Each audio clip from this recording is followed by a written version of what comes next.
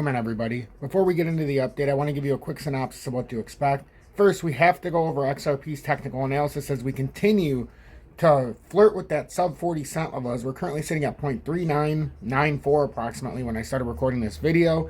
We need to look at the relation between the DXY and also how XRP's playing off of Bitcoin right now.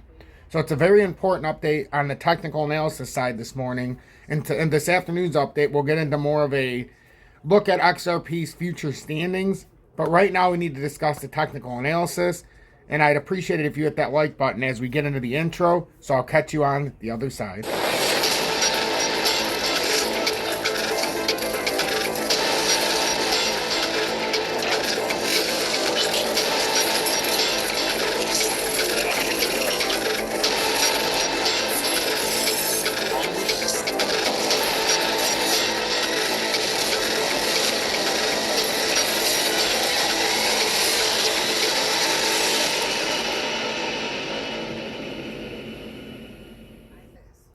Good morning, 10 a.m. Eastern Standard Time on this Wednesday, February 8th, 2023.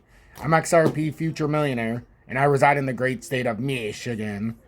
So as you can see, Bitcoin's just about 23K. We've got XRP flirting at the 40 cent level. It's been above, it's been below. Right now it's slightly above. We've got the DXY sitting at 103.425. You've got the Dow Jones down 22.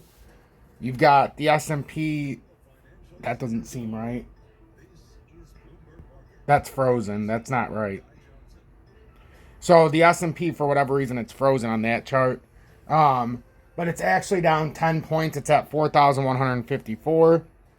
So that's just something to pay attention to. The DXY, we're still hanging on here. We're still hanging on. And if this does play out as a bull flag, we've got higher ambitions here. We've held the support on the 20-day and the daily. So we're going to see if this is actually reversing or we're just going to pull up into the 200-day and get a rejection. So I'd be looking at the 104.08, assuming we don't break down here and lose this support at 102.71, which would all but signal a move back down to 101.82 to reconfirm this area. But as of right now, it looks like we're trending towards this 104.08 and ultimately trying to push this 200-day at 104.79 area. You get on top of that, 106.20 is a certain area to get back into. We've got the total crypto market cap at 1.03 trillion. We haven't lost this downtrending resistance support line yet, which is at 990 billion. So that's your ultimate. If we're below 990 billion, we're bearish. If we're above it, we can still make another push up. And 1.139 trillion is where I'm looking at if we do make a move up. It would give XRP the broader support as well if the total crypto market cap expanded out like that to actually get a move up to about the 44 cent mark or 44.6, 44.8 level. But we'll look at that in just a sec. Bitcoin continues to be above this multi-year trend line. This was a major resistance level. It's come up top. We haven't been able to really do much here. Now, what I was saying yesterday is if we lose this area because we've fallen outside of this, you can call this the uptrending support, downtrending resistance. You can say we're in a fractal. You can say that we're in a broadening wedge, but I'm not looking at it from the wedge perspective just yet because we have immediate patterns to break down from.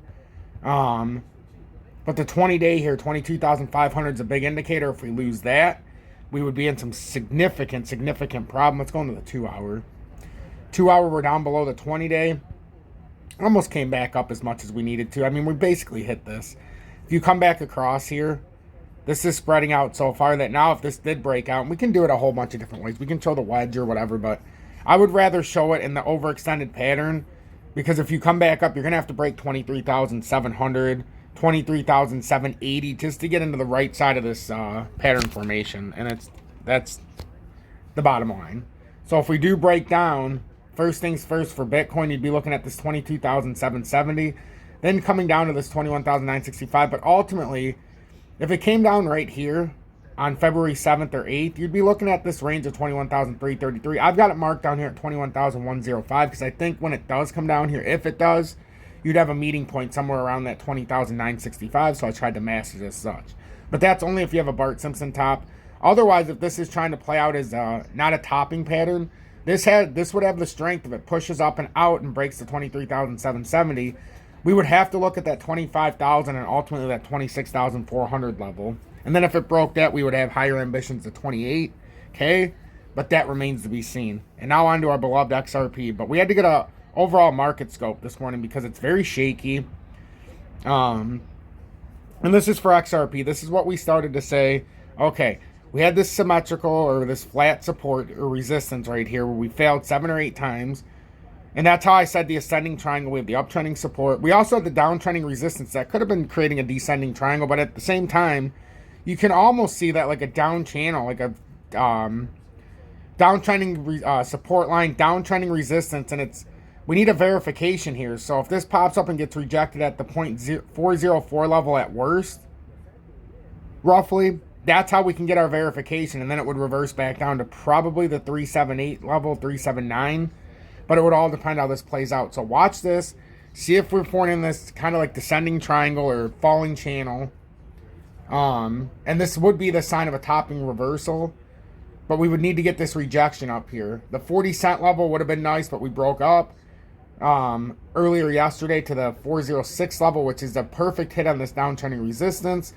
Now if we pop back up, it's around 0.407. If you look at this downtrending resistance, you can hit this downtrending line as well. But if we do expand it just a little bit, because I like to keep it like that just for the old level.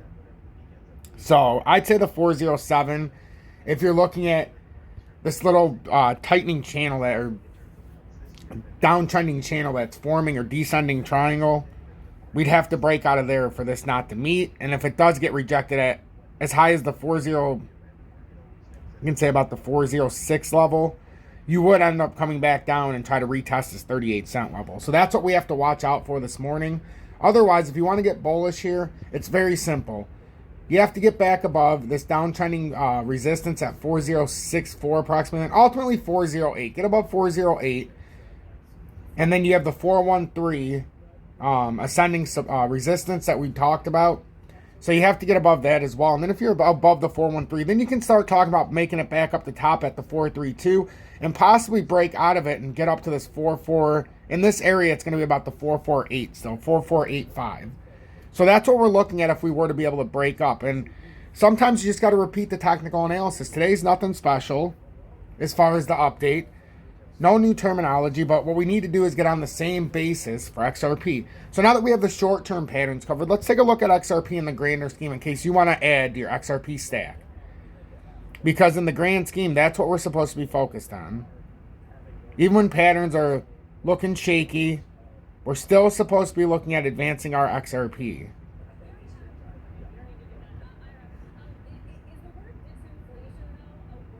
And I'm going to look at something just a tiny bit different here right now. Because we've already got these lined up in the immediate short-term patterns. But what if we came out from right here? That's what I'm looking at right now. Pretty closely. Because you had a support down here on January 23rd. Another support here. Another support here, and another support here.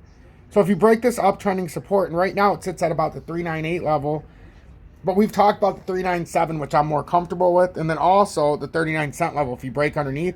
Those are levels underneath immediately, but right now you can see this uptrend that's formed, and we really want to hold, and there's multiple facets, but you want to hold the 397 approximately. And this formation, so you don't come back down if you don't want this pattern to turn bearish. That's an immediate first sign. Then obviously underneath, if you break 39 cents, that's a bigger sign. But you need the immediate patterns to fall first. So we'll pay attention to that. And then you can just see this downtrending resistance that formed right here at about January 22nd. And it's just like on the other chart, but this is the smaller pattern. The smaller pattern. And we're going to get rid of this to make it not so messy. We're going to get rid of this. And we're going to open up the pattern into the immediate pattern. So that's what we're looking at. Nothing more, nothing less. That's what I'm looking at. So, XRP is trying to put in, it wants to break out, but it doesn't have the broader bull support. So if we could get a volume spike, like a big volume push, there's a chance we could push out.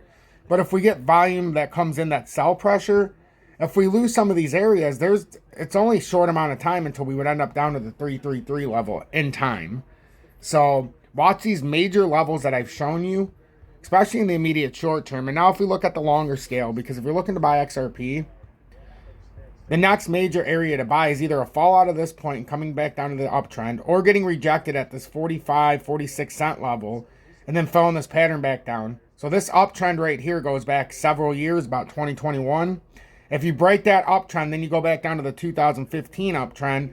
And if you break that, then you go down to the 2013 uptrend. So there are multiple different levels. This one goes down to about the 33 cent level, approximately 333. This one comes down to about the 18.5. And then this one is the one that comes down to the 0 or the 2 cent level approximately. So those are the ways you can look at it in the grand pattern. Those are the reasons why I think that even now XRP is a fantastic buy, especially if we break through this level to the downside. We've got some more upward pressure that we could put in, but in the grand scheme, in the weekly especially, we're facing a death cross. I know a lot of people are talking about the golden cross in the hourly or the 4 hourly or the daily, I should say. Well, we have a golden cross forming in the daily, but we have a death cross that's forming in the weekly.